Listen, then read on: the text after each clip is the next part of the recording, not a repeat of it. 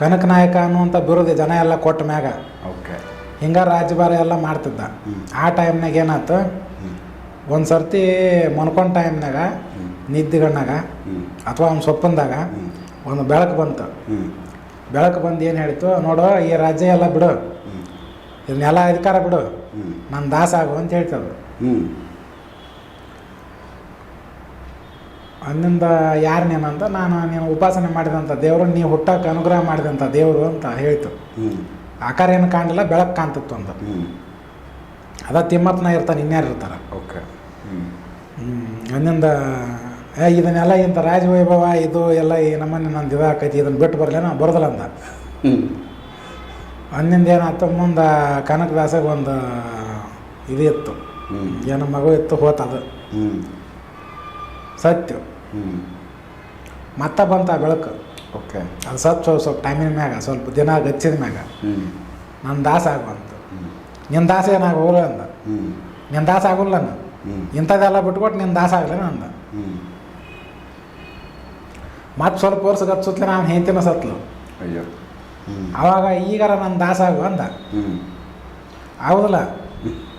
ಆಗೋದಿಲ್ಲ ನಾನು, ಇಂಥದ್ದೆಲ್ಲ ರಾಜವೈಭವ ಬಿಟ್ಟು ನಿನ್ನ ದಾಸ ಆಗಲೇನ.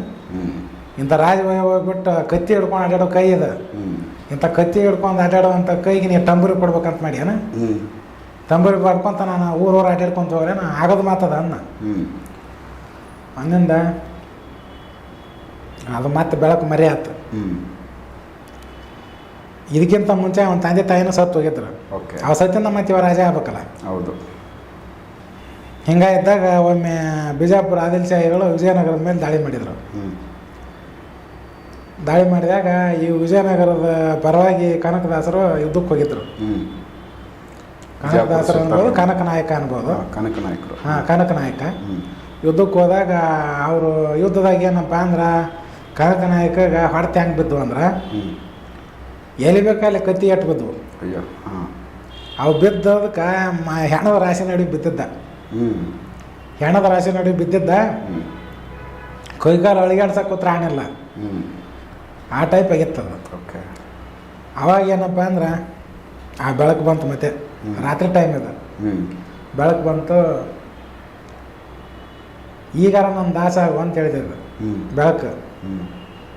ನೀನು ಮಕ್ಕಳು ಹೋದವು, ಹೆಂಡ್ತಿ ಹೋದ್ಲು, ನಿಮ್ಮ ಅಪ್ಪ ಅವನೇ ಇಲ್ಲ, ಇನ್ನೇನು ರಾಜ್ಯ ಆಯ್ತು ಅದು ಹೋತು, ಈಗಾರ ನನ್ನ ದಾಸ ಆಗು ಅಂತ ಹೇಳ್ತು.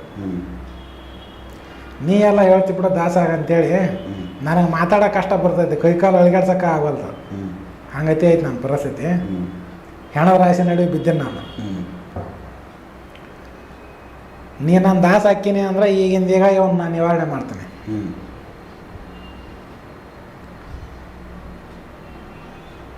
ಇದು ಆತು, ಇದನ್ನು ನಿವಾರಣೆ ಹಾಕೋದ್ರೆ ನಾ ಹಾಕೀನಿ. ಅಂದಿಂದ ಆತ ಹಂಗಾರೆ ನೀನು ಯಾವಾಗ ನನ್ನ ದಾಸ ಹಾಕಿನಂದು ಇದು ನಿವಾರಣೆ ಹಾಕೈತೆ ಅಂತೇಳಿ ಅಲ್ಲಿ ಆವಾಜ್ ಬಂತು. ಅದ ಬೆಳಕ, ಆ ಬೆಳಕಿನಿಂದ ಆವಾಜ್ ಬಂತು.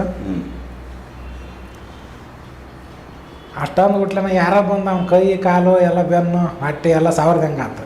ಓಕೆ. ಹಂಗಾದ ಬಿಟ್ಲನ ಇವನು ಗಾಯ ಏನಾಗಿತ್ತು, ಗಾಯ ಎಲ್ಲ ಮಾಯದ್ಬಿಟ್ಟು. ಗಾಯ ಮಾಯದ್ಬಿಟ್ಲನ ಎದ್ದು ನಿಂತ ನೋಡ್ಕೊಂಡ, ಎಲ್ಲಿ ಏನೋ ಗಾಯದ ಕಲೆನ ಇಲ್ಲ, ಎಲ್ಲ ಆರಾಮಾಗಿಬಿಟ್ಟನ. ಹೌದು.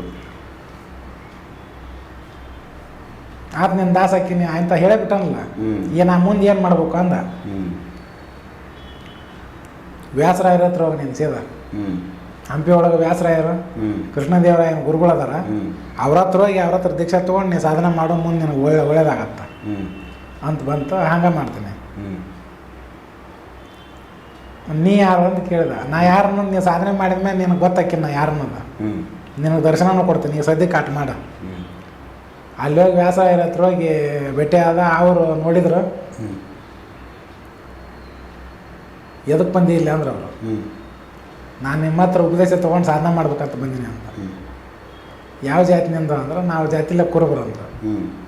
ಕುರುಬನ ಇಲ್ಲಿ ತನ ಏನಪ್ಪ ಅಂದ್ರೆ ಕುರಿ ಮಂತ್ರ ಯಾವ್ದು ಇರ್ತೈತಿ ಅದ ಬ್ಯಾನ್ ಹತ್ತಲ್ಲ. ಹಾಂ, ಆ ಮಂತ್ರ ಅನ್ಕೊಂತ ಬಂದವ ನೀನು. ಏನು ಕ್ವಾಣನ ಮಂತ್ರ ಅಂತೀಯ ಏನು ನೋಡಂದ್ರು. ಕುರಿ ಮಂತ್ರ ಮುಗಿತ, ಏನು ಕ್ವಾಣನ ಮಂತ್ರ ಅಂತ ಏನು ಅಂದ್ರು. ಆಗಲಿ ನೀವೇನು ಕೊಡ್ತೀರ ಅದನ್ನು ಮಾಡ್ತಾನೆ ಅಂತ ಒಂದು ಹೋದ.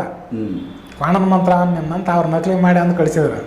ಅಲ್ಲಿ ಹೋಗಿ ದೂರತ ಇಲ್ಲೇ ಒಂದು ಕಡೆ ಕುಂತ ಕ್ವಾಣನ ಮಂತ್ರ ಜಪ ಮಾಡಕೈತಿ. ಅದ ಕ್ವಾಣ ಅಂತ. ಅದು ಎಷ್ಟೋ ತಿಂಗಳಿಗೆ ಹಚ್ಚಿದ ಮ್ಯಾಗ ಲಾಸ್ಟಿಗೆ ಯಮಧರ್ಮನ ಕ್ವಾಣ ಬಂದು ನಿಂತಲ್ಲಿ. ಯಮಧರ್ಮ. ಹಾಂ, ಮತ್ತು ಅಯ್ಯೋ ಯಮನ ಇದ್ನಲ್ಲ. ಹೌದು, ಹಾಂ, ಕರೆಕ್ಟ್. ಇವನ ಯಮ ಇದ್ದ. ಎಷ್ಟು ನೀಟಾಗಿ ಕನೆಕ್ಷನ್ ತಗೊಂತು ಬಂತದು. ಅದು ದೇವಲೋಕದ ಕ್ವಾಣ. ಹೌದು, ಮಾತಾಡ್ತದ ಮನುಷ್ಯರ ಜೊತೆ. ಎದಕ್ಕೆ ಕರೆದ ನನ್ನ ಏನು ಮಾಡಬೇಕು ಅಂತ. ಅದು ಎದಕ್ಕೆ ಕರೆದ ಅನ್ನೋದು ನನಗೆ ಗೊತ್ತಿಲ್ಲ. ನಮ್ಮ ಗುರುಗಳು ಜಪ ಮಾಡಂತಂದ್ರೆ ಮಾಡೀನಿ. ನೀ ಬಂದು ಈಗೇನು ಮಾಡ್ಬೇಕಂದ್ರೆ ನಾನು ನಮ್ಮ ಗುರುಗಳ ಹತ್ರ ಕರ್ಕೊಂಡು ಹೋಗ್ತೀನಿ. ಅಲ್ಲಿ ಬಾ, ಅವ್ರು ಏನು ಹೇಳ್ತಾರೆ ಅದನ್ನು ಮಾಡ. ಆಮೇಲೆ ಕರ್ಕೊಂಬಂದ. ಅದು ದೈತ್ಯಾಕಾರದ ಕ್ವಾಣ. ಅದು ಓಕೆ, ಇಲ್ಲಿ ಕ್ವಾಣ ಅಂತೂ ಅಲ್ಲಲ್ಲ. ಅವ್ರ ಗುರುಗಳು ನೋಡಿದ್ರು. ಅದನ್ನು ನೋಡಿದ ಮೇಲೆ ಹಿಂಗೆ ಇದು ನನಗೆ ಎದಕ್ಕೆ ಕರೆದಿ ಅಂತ ಕೇಳಕತ್ತೈತಿ. ಮತ್ತು ನೀವೇನು ಹೇಳ್ತೀರಿ ಹೇಳ್ರಿ ಅಂತ. ಹಂಗೆ ಅಲ್ಲೇ ತುಂಗಭದ್ರಾ ನದಿಗೆ ಒಂದು ದೊಡ್ಡದೊಂದು ಬಂಡೆಗಲ್ಲು ಗುಂಡ್ಗಲ್ಲು ನದಿಗೆ ಆಟ ಆಗಿತ್ತು. ಅದು ನದಿ ಪ್ರವಾಹ ಬಂದಾಗ ಆ ಗುಂಡ್ಗಲ್ಲಿ ನೀರು ಬಿಡೋದು ಎಲ್ಲ ಕಡೆ ಸುತ್ತಾರ್ದ ಹೋಗಿತ್ತದ. ಆ ಗುಂಡ್ಗಲ್ಲ ನಡುವಿತ್ತದು. ತುಂಗಭದ್ರಾ ನದಿ ನಡುವೆ ಅತಿ ಜೋರಾಗಿ ಇದು ಪ್ರವಾಹ ಬಂದಾಗ ಆ ನೀರು ಅದಕ್ಕೆ ಹಿಂಗೆ ಹೋಗಿ ಬಡದ ಸುತ್ತದ ಇರೋವಂಥ ಆಚೆ ಕೀಚಕ್ಕೆ ಹೋಗ್ಬಿಡ್ತತ್ತು. ಅದೊಂದು ಸರ್ಸೋದು ಯಾರಿಗೂ ಆಗಿದ್ದಿಲ್ಲ, ಒಡಿದು ಆಗಿದ್ದಿಲ್ಲ. ಇವ್ರು ಏನಂದ್ರು, ಈಗ ನೀವೊಂದು ಕೆಲಸ ಮಾಡ, ಆ ಕಲ್ಲು ಐತಲ್ಲ ಗುಂಡ್ಗಲ್ಲ, ಆ ಗುಂಡ್ಗಲ್ನ ಆಚೆ ಕಡೆ ದಂಡಿಗೆ ಸರಿಸಿಬಿಡ ಅಂತ ಹೇಳಂದ್ರು.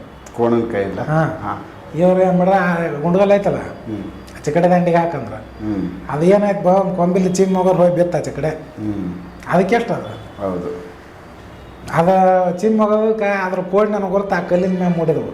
ಹೌದಾ, ಕೊಂಬಿನ ಗುರ್ತು. ಈಗ ಅದು ಹಂಪಿಗೆ ಹೋದಾಗ ಅದನ್ನು ಗುರ್ತು ತೋರಿಸ್ತಾರೆ ಮಂದಿ. ಸಿಗತ್ತೆ.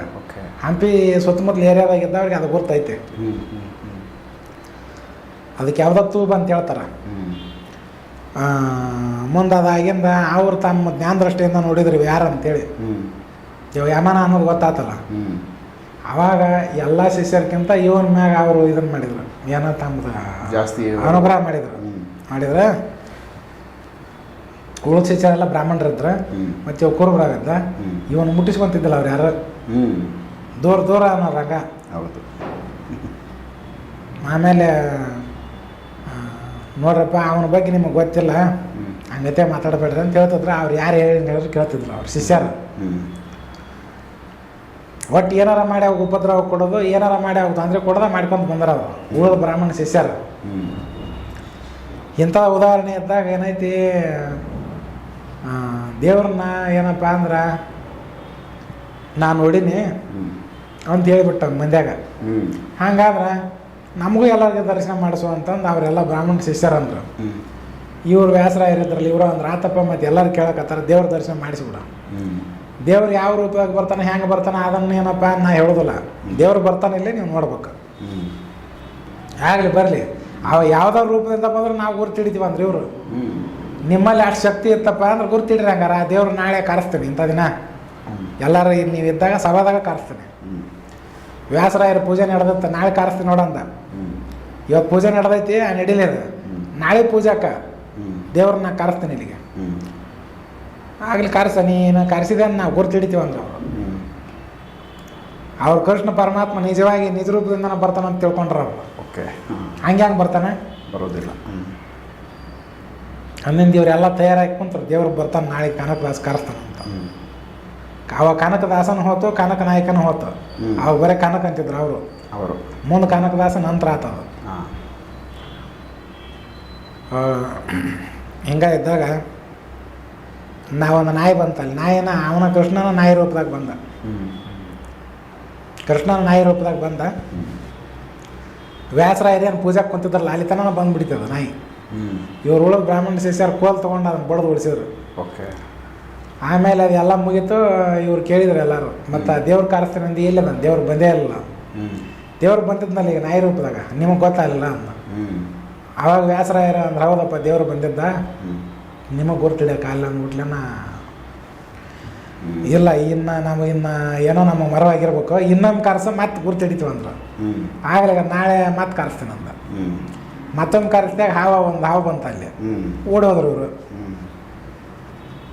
ಅಲ್ಲಿ ಇದ್ದದ್ದು ಕನಕದಾಸರು ಮತ್ತು ಇವರು ಯಾರೋ ವ್ಯಾಸರಾಯರು ಇಬ್ಬರ ಇದ್ರು. ಉಳ್ದಾರೆಲ್ಲ ಓಡೋರು. ಅವ್ರಿಗೆ ಯೋಗ ಬಲ ಎತ್ತು ಗುರ್ತಾಕಿತ್ತು ಯಾರು ಬಂದಾರ ಅಂತೇಳಿ.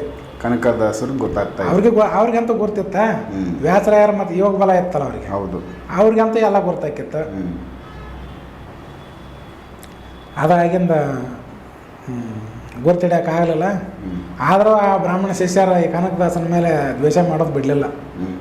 ಮುಂದೊಂದು ಪ್ರಸಂಗ ಬಂದಾಗ ವ್ಯಾಸರಾಯರು ಏನಂದ್ರು, ನೋಡ್ರಪ್ಪ ನನಗೆ ಕೃಷ್ಣನ ಪೂಜಾಕ್ಕೆ ದೇವಲೋಕದ ಪಾರಿಜಾತ ಹೂವು ಬೇಕಾಗ್ಯಾವ, ಯಾರು ಹೋಗಿ ತೊಗೊಂಬರ್ತಾರೆ ಅಂದ್ರು. ಇವ್ರಿಗೆ ಎಲ್ಲೈತೆ ಆ ಕೆಪಾಸಿಟಿ ಅಲ್ಲಿಗೆ ಹೋಗೋದು? ಇಲ್ಲ. ಕನಕದಾಸರ ನಿಮ್ಮ ಆಶೀರ್ವಾದ ಇದ್ರೆ ನಾವು ಹೊಕ್ಕೇನಂತಂದ್ರು. ಆತ ನೀವು ಹೋಗಿ ಬಾ ಅಂದ್ರೆ ಮತ್ತು ಅನ್ನಿಂದ ಆ ಕನಕದಾಸರು ಒಂದು ಜಗದಾಗ ಹೋಗಿ ತಮ್ಮ ಶರೀರ ಬಿಟ್ಟರು. ಪರಕಾಯ ಪ್ರವೇಶ ವಿದ್ಯೆ ಅಂತ ಬರುತ್ತೆ. ಆ ವಿದ್ಯೆ ಸಿದ್ಧಿಯಾಗಿತ್ತು ಅವ್ರಿಗೆ. ಆ ವಿದ್ಯೆಯಿಂದ ಶರೀರ ಬಿಟ್ಟು ಗುಂಗಾಡಿ ಹುಳ ಇರ್ತಾವಲ್ಲ ಕರೆವು, ಆ ಗುಂಗಾಡಿ ಹುಳ ಶರೀರದ ಸತ್ತದ್ದು ಒಂದು ಹುಳ ಇತ್ತ, ಅದ್ರೊಳಗೆ ಪ್ರವೇಶ ಮಾಡಿ ಹಾರಿ ಹೋದರು. ಅಲ್ಲಿ ಮನುಷ್ಯರಿಗೆ ಪ್ರವೇಶ ಇಲ್ಲಲ್ಲ. ಎಲ್ಲಿ ಸ್ವರ್ಗ ಲೋಕದೊಳಗೆ ಮನುಷ್ಯರಿಗೆ ಪ್ರವೇಶ ಇಲ್ಲ. ಅಷ್ಟೇ. ಆ ಮನುಷ್ಯರ ಈ ಭೂಲೋಕದ ನರ್ಮಾನವರಿಗೆ ಅಲ್ಲಿಗೆ ಪ್ರವೇಶ ಇಲ್ಲ. ಅಲ್ಲಿ ನಿರ್ಬಂಧ ಐತಿ. ಇವ್ರನ್ನ ಬಿಡೋದೇ ಇಲ್ಲ ಅವರು. ಇಲ್ಲ ಯಾರು ತೊಂದರೆ ಮಾಡಿ ಕೊಂದು ಹಾಕಿಬಿಡ್ತಾರೆ, ಇಲ್ಲ ಕಳಿಸ್ತಾರ, ಇಲ್ಲ ಅಂದ್ರೆ ಇವ್ರಿಗೆ ಯಾರು ಚಿತ್ರ ಹಿಂಸೆ ಮಾಡ್ತಾರ. ಒಟ್ಟು ಏನೋ ಒಂದು ತೊಂದರೆ ಆಗುತ್ತೆ, ಇವ್ರಿಗೆ ಅಲ್ಲಿ ಪ್ರವೇಶ ಇಲ್ಲ ಸ್ವರ್ಗದಲ್ಲಿ. ಅದು ಶರೀರ ಸಮೇತ ಹೋಗ್ಕಿನ ನಮ್ಮ ಅದರ ಪ್ರವೇಶ ಇಲ್ಲ. ಹಿಂಗಿದ್ದಾಗ ಏನು ಮಾಡೋದಂದ್ರೆ ಮತ್ತು ಅಲ್ಲಿ ದೇವತೆಗಳ ರಕ್ಷಣೆ ಇರುತ್ತೆ ಅಲ್ಲಿ. ಹಂಗಿದ್ದಾಗ ಮತ್ತು ದೇವತೆಗಳಿಗೇನೋ ಮರವಾಗೋಂಗೆ ಮಾಡಿ ಹೋಗ್ಬೇಕಲ್ಲಿ. ಈಗ ಪಾರಿಜಾತ ಹೂ ತರಕ್ಕೆ ಗುಂಗಾಡಿ ಒಳಗೆ ಪ್ರವೇಶ ಮಾಡಿ ಅದು ಹಾರ್ಕೊಂಡು ಹೋತು. ಹಾರ್ಕೊಂಡು ಹೋದಾಗ ಅದು ಏನು ಪಾರಿಜಾತ ನಂದನವನ ಅಂತ ಬರುತ್ತಲ್ಲಿ ಮ್ಯಾಗ. ದೇವಲೋಕದೊಳಗೆ ಒಂದು ನಂದನವನ ಅಂತ ಐತೆ. ಆ ನಂದನವನದೊಳಗೆ ಇದು ಪಾರಿಜಾತ ಗಿಡ ಐತೆ. ಅದನ್ನು ಕೃಷ್ಣ ಒಂದ್ಸಲ ತಂದಿದ್ದ. ಮುಂದೆ ಅದು ವಾಪಸ್ ಹೋಗಿ ಅಲ್ಲೇ ಕುಂತದ ಮತ್ತೆ.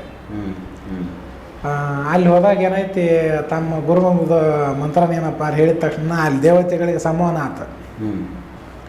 ಸಂವಹನ ಅಂದ್ರೆ ಏನು ನಡೆಯಕತ್ತೈತೆ ಗೊತ್ತಾಗ್ಲಾರ್ದಂಗೆ. ಆವಾಗ ಅಲ್ಲಿ ಹೋಗಿ ಪಾರಿಜಾತ ಹೂವಿಂದ ಏನು ಗಿಡ ಇತ್ತು, ಆ ಹೂವಿನ ಒಂದಿಷ್ಟು ಹೂವಿನ ಮೇಲೆ ಕುಂತು ಒಂದು ಹೂ ತೊಗೊಂತು. ಒಂದು ಹೂ ತೊಗೊಂಡು ವಾಪಸ್ ಹಾರಿ ಬಂತು. ವ್ಯಾಸರಾಯರು ಕೃಷ್ಣನ ಪೂಜೆ ಮಾಡುವಂಥ ಟೈಮ್ಗೇನ ಒಂದು ಎಲ್ಲ ಸಾಮಾನು ಇಟ್ಟಿರ್ತಾರಲ್ಲ ಪೂಜಾಕ್ಕೆ, ಒಂದು ಖಾಲಿ ತಾಟಿತ್ತು. ಆ ತಾಟಿನ ಮಗ್ಲು ಬಂದು ಅದು ಕುಂತು ಆ ಹೂವನ್ನ ಆ ತಾಟಿನಾಗ ಹಾಕ್ತು. ಒಂದ ಹೂವು. ಆ ಹೂವು ಅದ್ರಾಗ ಹಾಕಿದ್ಬಿಟ್ಲ ತಾಟಿನ ತುಂಬ ಹೂವು ಬೆಳೆದ್ಬಿಟ್ಟು. ತಾಟಿನ ತುಂಬ ಹೂವು ಬೆಳೆದಿಂದ ಈ ವ್ಯಾಸರಾಯರಿಗೆ ಕನಕದಾಸನ ಅನ್ನೋ ಗೊತ್ತಿತ್ತು. ಆಮೇಲೆ ಅದು ಗೊಂಗಾಡಿಗಳು ಶರೀರ ಸ್ವಲ್ಪ ಮುಂದೆ ಹೋಗಿ ಬಿಟ್ಟು ತನ್ನ ಮೂಲ ಶರೀರ ಏನಪ್ಪ ಅಂದ್ರೆ ಅದ್ರೊಳಗೆ ಪ್ರವೇಶ ಆಗಕ್ಕೆ ನೋಡ್ತು. ಇವ್ರು ಉಳಿದ ಶಿಷ್ಯರು ಅದನ್ನು ತೊಗೊಂಡು ಮಾಡಿ ಕಡ್ದೋಗ್ಬಿಟ್ಟಿದ್ರು. ದೇಹನೇ ಇಲ್ಲ. ಆ ಮತ್ತೆ ವಾಪಸ್ ಬಂದು ವ್ಯಾಸರಾಯರಿಗೆ ಹೇಳಿದ್ನಲ್ಲ, ಹಿಂಗತಿ ಆಗೈತಿ, ಅವರೆಲ್ಲ ಕಡ್ದು ಕತ್ತರಿಸಿ ಎಲ್ಲೆಲ್ಲಿ ಒಗೆದ್ಬಿಟ್ರ. ಇವ್ರು ವ್ಯಾಸರಾಯರ ಇವರಲ್ಲಿ ಶಕ್ತಿ ಇದ್ವಲ್ಲ, ಸಿದ್ಧಿ ಶಕ್ತಿ ಇದ್ದು, ಯೋಗ ಬಲ ಇತ್ತು. ಯೋಗ ಮಾಡಿಂದ ಸಿದ್ಧಿ ಬರ್ತಾವೆ. ಅದ್ರ ಬರದಿಂದ ಆ ಶರೀರನೆಲ್ಲನ ಕೂಡಿಸಿ ಮತ್ತೆ ತಯಾರು ಮಾಡಿದ್ರು ಅವರು. ತಯಾರು ಮಾಡಿದ ಮ್ಯಾಗ ಕನಕದಾಸ ಮತ್ತೆ ಪ್ರವೇಶ ಆದರು. ಹೊಸ ದೇಹ ಮತ್ತೆ ಅದೇ ದೇಹನೇ ಅದ್ರೊಳಗೆ ಪ್ರವೇಶ ಆದ್ರು. ಇದು ಕತೆ ಯಾರಿಗೆ ಗೊತ್ತಿಲ್ಲ. ಇದು ನಾ ಹೇಳಿದ್ದು ಹೌದು. ಯಾವ ಪುರಾಣದವ್ರಿಗೆ ಗೊತ್ತಿಲ್ಲ, ಯಾವ ಇತಿಹಾಸ ಬರೆದವ್ರಿಗೆ ತಿಳಿದಿಲ್ಲ. ಇದು ಅತಿ ಹಳೆ ಕತೆ ಇದು. ಕನಕದಾಸರು ಮತ್ತೆ ತಯಾರಾದ್ರು. ಮುಂದೆ ಅವರು ಉಳಿದ ಶಿಷ್ಯರಿಗೆಲ್ಲ ಬೇದ್ರು. ಅವರು ನನ್ನ ಶಿಷ್ಯರು ಏನದಾರಲ್ಲ, ನೀವು ಯಾರೋ ಅಂತ ಯೋಗ್ಯತವಂದ್ರಿಲ್ಲ, ಅಯೋಗ್ಯರಿದ್ದೀರಿ, ಇವನೊಬ್ಬನ ಯೋಗ್ಯ ಅಂತ ಹೇಳಿದ್ರು ಅವರು. ಆಮೇಲೆ ಏನಂದ್ರು, ನೀನು ಇಲ್ಲಿ ನಿಲ್ಲೋದು ಬೇಡಪ್ಪ, ನೀನು ಸೀದಾ ಕೃಷ್ಣನ ದರ್ಶನ ಮಾಡೋಕೆ ಹೋಗ್ಬಿಡ ಅಂದರು. ಅಲ್ಲಿ ಉಡುಪಿಗೆ ಬಂದ ಇದನ್ನ ಅಲ್ಲಿ ದೇವಸ್ಥಾನದ ಒಳಗೆ ಹೋಗ್ಕೊಂಡು ಬ್ರಾಹ್ಮಣರು ಹೊರಗೆ ಹಾಕಿದ್ರು ಅದು ಅಂತ ಎಲ್ಲರಿಗೂ ಗೊತ್ತಾಯ್ತು. ಅಲ್ಲಿಂದ ಗೊತ್ತಿದೆ. ಹಾಂ, ಹೊರಗೆ ಹಾಕಿದ್ರು. ಹೊರಗೆ ಹಾಕಿಂದ ಗುಡಿ ಅಂತ ಬಂದಂತ ಗರ್ಭಗುಡಿ ಗರ್ಭಗುಡಿ ಏನು ನಿಂತಾಗ ಗುಡಿದ ಇದನ್ನು ಹೊಡೆದು ಆ ಕಿಂಡ್ಯಾಗ ಇವ್ರಿಗೆ ದರ್ಶನ ಹಾಕೊಟ್ಟ ಕೃಷ್ಣ. ಅದು ಎಲ್ಲರಿಗೂ ಗೊತ್ತಾಯ್ತೆ. ಅದು ಗೊತ್ತಿದೆ ಇತಿಹಾಸ. ಮುಂದೆ ಸ್ವಲ್ಪ ಟೈಮ್ ಗಚ್ಚಿ ಹೋದ್ಮೇಲೆ ಕನಕದಾಸರಿಗೆ ಏನಪ್ಪ ಅಂದ್ರೆ ವಯಸ್ಸಾಯ್ತು, ಮರಣ ಪ್ರಾಪ್ತಿ ಆಯ್ತು, ಹೋದ್ರವರು. ಮತ್ತು ಅಲ್ಲಿ ಮಾಂಡವ ಋಷಿಗಳ ಶಾಪ ಇತ್ತಲ್ಲ, 3 ಜನ್ಮ. ಹೌದು. ಶೂದ್ರ ಯೋನಿ ಒಳಗೆ ಹುಟ್ಟ ಅಂತೇಳಿ. ಹೌದು, 2 ಆಯ್ತು ಈಗ. ಶೂದ್ರ ಯೋನಿ ಒಳಗೆ ಹುಟ್ಟ ಒಂದು ಶಾಪ ಆತ, 2 ಆತ ಈಗ. ಇನ್ನೊಂದು ಜನ್ಮ ಆಗ್ಬೇಕಲ್ಲ. ಹೌದು. ಅದು ಮತ್ತೆ ಮುಂದೆ ಎಷ್ಟೋ ವರ್ಷ ಗತಿಸಿ ಹೋದ್ವು. ಮುಂದೆ ರಾಘವೇಂದ್ರ ಸ್ವಾಮಿಗಳು ಬಂದ್ರಲ್ಲ. ರಾಘವೇಂದ್ರ ಸ್ವಾಮಿಗಳು ಏನು ಬಂದಾಗ ರಾಘವೇಂದ್ರ ಸ್ವಾಮಿಗಳಿಗೆ ಒಬ್ಬ ಮನುಷ್ಯ ಬರ್ತಾನೆ ಅವ್ರಿವ್ರ ಜಾಗಕ್ಕೆ. ಬಂದು ಏನು ಮಾಡ್ತಾನೆ, ಸಾಸಿವೆ ಕೊಡ್ತಾನೆ ಅಲ್ಲಿ. ಹೆಸರು ಏನೋ ಒಂದು ನೆನಪಿಲ್ಲ ನನಗೆ, ಭಾಳ ದಿನ ತಂದಲ್ತದ ಹೆಸರು ನೆನಪಾಗಲ್ದು. ಅದು ಕೊಟ್ಟು ಒಂದು ಸ್ವಲ್ಪ ಟೈಮ್ನಾಗ ಅಲ್ಲೇ ಸತ್ತು ಹೋಗ್ಬಿಡ್ತಾನೆ. ಓಕೆ. ರಾಘವೇಂದ್ರ ಸ್ವಾಮಿಗಳು ಹೇಳ್ತಾರೆ ಇವರು ಕನಕದಾಸರು ಆಗಿದ್ರು ಅಂತೇಳಿ. ಅದು ಹೆಸರು ಐತೆ, ನನಗೆ ಇದಾಗಲ್ತದ, ನೆನಪಾಗಲ್ದು. ಇರಲಿ. ಓಕೆ. ಅದು ಜನ್ಮ ಮುಗಿದ ತಕ್ಷಣ ಅಲ್ಲಿಗೆ ಮುಗೀತು. 3 ಜನ್ಮ ಆದವು.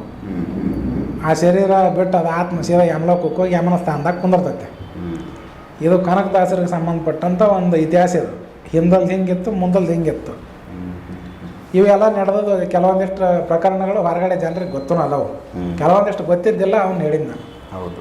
ಸೊ ತುಂಬ ಚೆನ್ನಾಗಿ ಹೇಳಿದ್ರಿ ನೀವು ಕನಕದಾಸರ ಬಗ್ಗೆ. ಸರಿ, ಮತ್ತೆ ನೆಕ್ಸ್ಟ್ ಇನ್ನೂ ಬೇರೆ ವಿಚಾರ ಮಾತಾಡೋಣ.